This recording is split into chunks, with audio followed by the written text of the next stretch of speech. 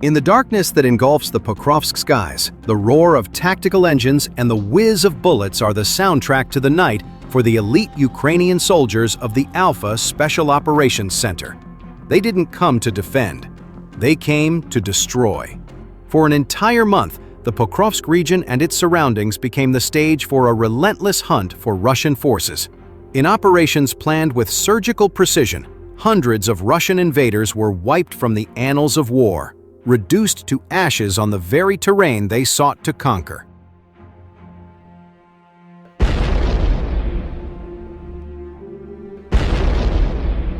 Behind every attack lies a strategy built on experience and courage. The Alpha unit is known as the spearhead of Ukraine's covert operations. They move quickly, silently, and mercilessly. On the battlefield, they are invisible figures, penetrating enemy lines like shadows, leaving silent destruction in their wake. With the help of reconnaissance drones and advanced intelligence support, enemy targets are identified one by one. Command posts, vehicle convoys, even infantry groups hiding in the ruins of buildings. Once coordinates are locked, the assault begins. Precision blasts shaking the ground of Pokrovsk, silencing any remaining resistance.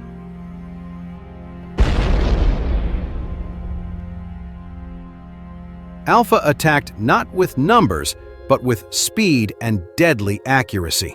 In a matter of minutes, an entire enemy platoon could vanish without a chance to return fire, their radios carrying only 2 words as their guiding principle: find and destroy.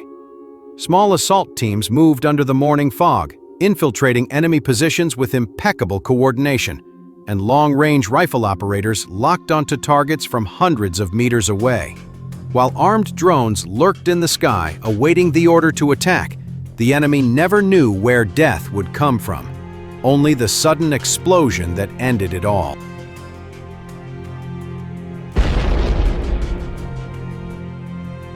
Over the course of this month-long operation, Pokrovsk became an open grave for Russian troops. The burned-out remains of armored vehicles and abandoned equipment testified to the work of the Alpha Special Operations Center: fast, silent, and deadly. But beneath that decisiveness lay a moral steadfastness that served as their foundation, defending the homeland, protecting Ukraine, and returning every inch of the land that had been taken. Alpha was more than just an army. They were a symbol of unshakable resistance, for whom victory meant more than just a report of a successful mission. Victory is when Ukrainian lands are safe from occupation. And as long as that is not achieved, they will continue to hunt, endlessly.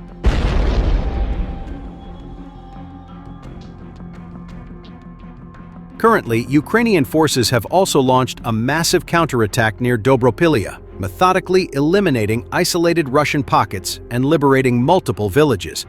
When the Russian High Command finally realized the scale of the collapse, desperate mechanized counterattacks only resulted in catastrophic losses, with over 1,200 casualties in one sector alone. Here, the Ukrainian forces started eliminating the isolated pockets of Russian soldiers near Doropilia one by one, liberating numerous villages in the process.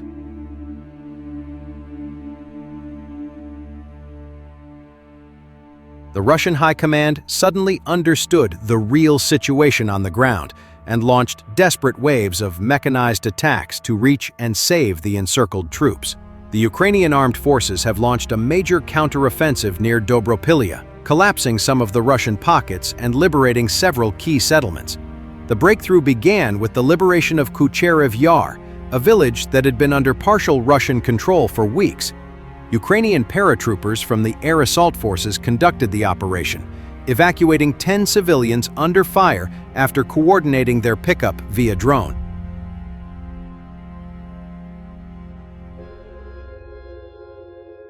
Geolocated footage shows Ukrainian troops raising the national flag over the settlements and capturing more than 50 Russian soldiers, all now added to Ukraine's prisoner exchange fund.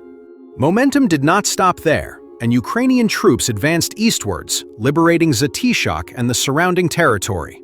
Footage shows Ukrainian assault groups, supported by reconnaissance and strike drones, capturing 7 Russian troops during a house-clearing operation. The General Staff reported that 44 Russian soldiers were killed, 8 wounded, and 9 captured during these attacks.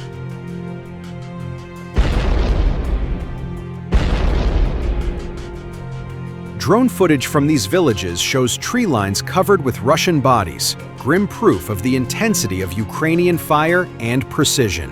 However, such clearing operations take time, as the Russians have expanded their use of drones to supply encircled troops from the sky, dropping small containers of food, ammunition, and medical supplies. Though insufficient for sustained combat, this has prolonged the survival of the trapped units. Moreover, the Ukrainians have avoided rushing in to prevent triggering the Russian High Command's attention.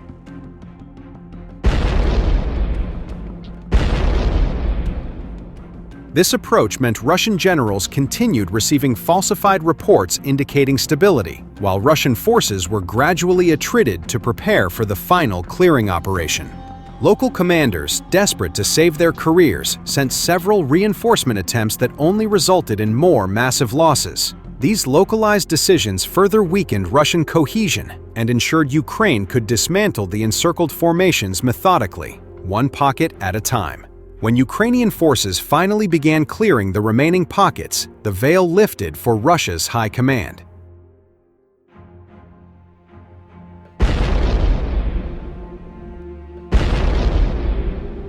Overnight, what they believed to be secure positions rapidly vanished from the map, one after the other. Shocked by reports of simultaneous collapses, Russian commanders ordered emergency mechanized counterattacks to reconnect with encircled troops. For 3 days, they launched assault after assault near Shakove, turning the area into a graveyard of armor.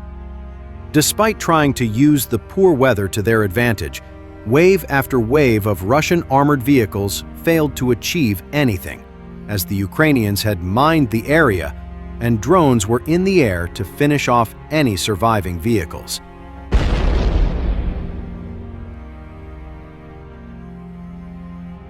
Ukrainian drones captured many Russian bodies in the aftermath. They tried to break through a narrow passage in the engineering barriers, but remained there forever. In the panic, some of them crawled into an anti-tank ditch, trying to reach a better position with some sort of protection, but they fell into a death trap with an elusive sense of cover. Due to the lack of protection from above, the anti-tank ditch made them an easy target for the Ukrainian drones. Additional footage shows Ukrainian snipers now positioning themselves in recently liberated tree lines, setting up to rain down heavy fire on any Russian soldier moving into their field of vision.